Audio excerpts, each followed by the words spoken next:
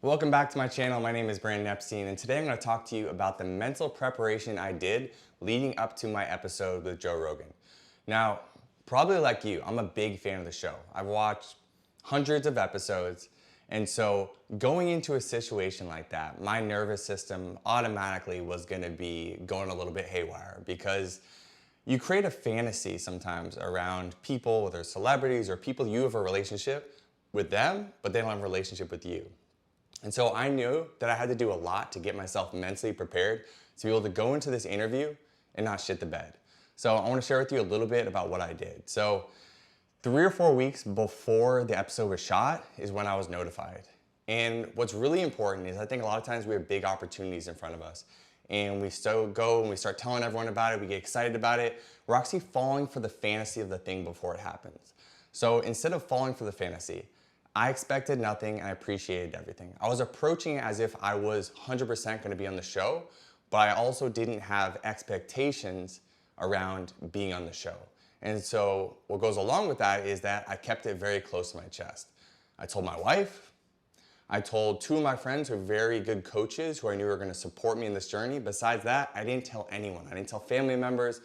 I didn't tell anyone, work colleagues, any other friends that I had, because I wanted the energy very, very focused and I wanted to keep it close to my chest so I didn't fall for the fantasy or other people's opinions or their emotions, their thoughts, their advice. And so if you have a big opportunity, I recommend you do the same. Keep it to your chest. You can talk about it after it happens. So when it came down to the Rogan episode, when the time actually came for me to go, I recorded the episode on a Monday. The episode was released on a Tuesday, so that's kind of behind the scenes of the show. They get them out very quickly usually. And so leading up to there, this is a little bit of my mental preparation. I would visualize every single day what it would be like to be on the other side of the episode, knowing that I just had tremendous success and that the episode went as well as it could have gone. Because of course, I can't control what happens while the episode is being recorded. But what I can do is put myself in the mindset of I'm confident because I believe that it's going to go well. And so that's something that I did. I would close my eyes, maybe listen to some relaxing music. Oftentimes I would do this before falling asleep at night. And I would do a quick visualization of just feeling the energy of feeling confident, present in my body, and then what it would be like afterwards when it was a success. And more than anything, what it would feel like right afterwards after I knew that I nailed the episode. So the reason why we do this, whether it's a big sales presentation, talk, anything that's high pressure, is because you want your subconscious mind to feel like it's not its first time being in that situation. You want to start to dig in some of these grooves into those neural pathways so your brain is actually registering the event once you get there as, oh, I've been here before, this is no big deal, almost matter of fact. And I'll tell you, once I got there, I got into his studio, I just saw his big werewolf in the room, I got to meet his producer, I got to meet his editor, Jamie, really awesome people, and I just kind of waited for a little bit. I definitely felt the nerves coming up then, so I did a little bit of deep breathing, a little bit of in through the nose, slowly out through the mouth, using my belly breaths to kind of ground me a little bit, and then before I knew it, Joe had beelined it in through a different door, and we went right into the studio room. And he said, thank you so much for coming and doing this. And I said, of course. And we sat down and we got right into it. So there wasn't any foreplay. There wasn't an opportunity for me to build much rapport or even connection. It was right into it. And so a lot of times when we're in these high pressure situations, we don't know what it's going to be like, right? We might come up with the fantasy. For me, I was like, me and Joe are very similar guys. We're probably going to kick it. We're going to shoot the shit. But at the same time, I really focused on what it would feel like afterwards because I didn't know what it was going to be like leading up or during the episode itself. So once we got into the episode, what I tried my best to do was just to fully be present with what was happening in the moment. Active listening, fully present for it, and just delivering the moment whatever it required of me while I was there. I wasn't thinking about what am I going to say. I wasn't trying to plan anything. I was just fully present for it. Now, this may be different for you depending on what your presentation or what your high pressure situation is. But for me personally, I know that I do my best when I just show up and I can just be myself because I talk about this stuff every single day. I coach clients 6 days a week. I have so many hundreds, maybe thousands of hours now. Yeah, definitely thousands of hours of repetition of talking about this stuff. So I was prepared for it.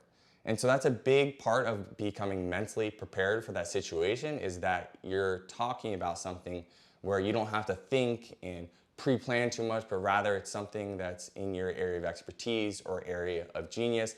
And if it isn't, then you need to do a lot more mental preparation leading up so you can feel comfortable talking about whatever you're going to talk about when the moment comes.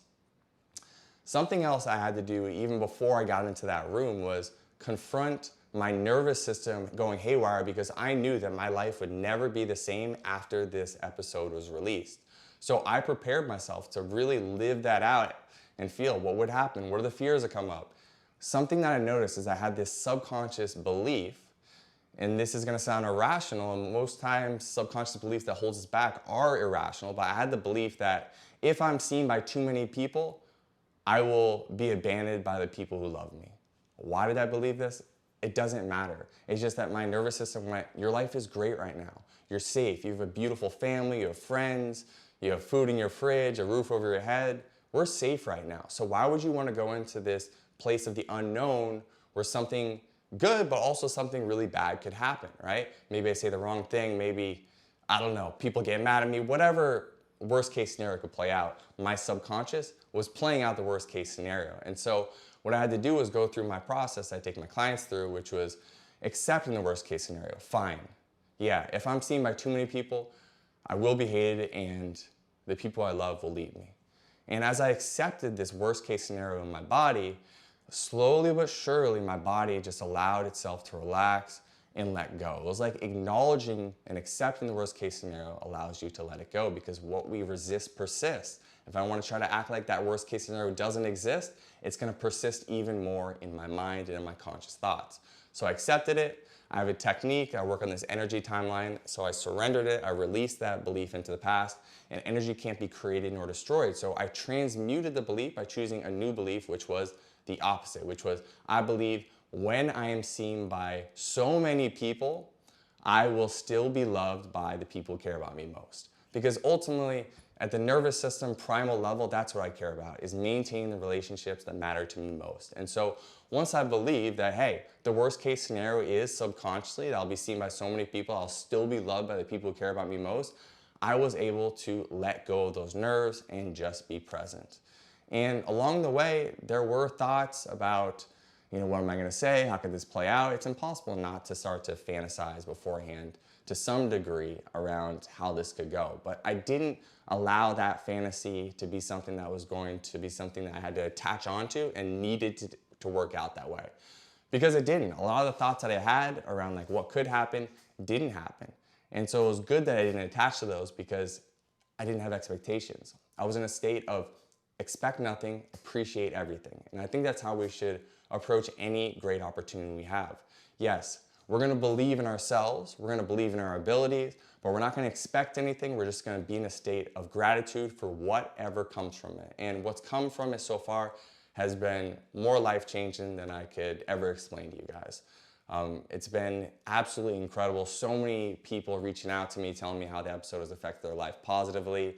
People reading my book who are really seeing themselves in my story and feeling it mirrored back to them and having that really hit home to them, because they're just being seen. I think a lot of people can relate to my story, what I've been through, and that's been incredible to experience that. And of course, all these people coming in now who want to work with me as one of my clients doing this one-to-one work, and that's been so cool. So really, I kept it simple for this mental preparation. I did all my healthy habits, right? If I was feeling anxious one day, I went and worked out, I would hit the sauna, I'd do the cold plunge. But ultimately, it was letting go of that previous belief. It was visualizing the outcome that I wanted, how I wanted to feel afterwards, and just grounding myself in my inner circle, keeping everything close, keeping the energy close before the episode actually went live. So that's what I did for mental preparation of Joe Rogan. If you guys have any other questions about the experience itself or any questions for me about the work that I do, feel free to drop them in the comment section below. And if you're interested in learning more about my story, please check out my book. I really think you'd enjoy it. I could tell you this whole story about how I went from starting businesses in the meditation space, failing terribly, getting in $80,000 of credit card debt, needing to dig my way out while living down in Medellin, Colombia, going on a crazy journey there, coming out of it, building a fitness community in the middle of this all with over 1 million subscribers on YouTube. So many cool stories, and how I actually got to the pinnacle of professional sports and business where I'm working with clients right now. So if you're interested, check out the book. And if you're inspired to work with me one-to-one, I would be so grateful if you would take the time to fill out an application. It's linked in the description below as well. All right. Thank you guys, and I'll see you in the next video.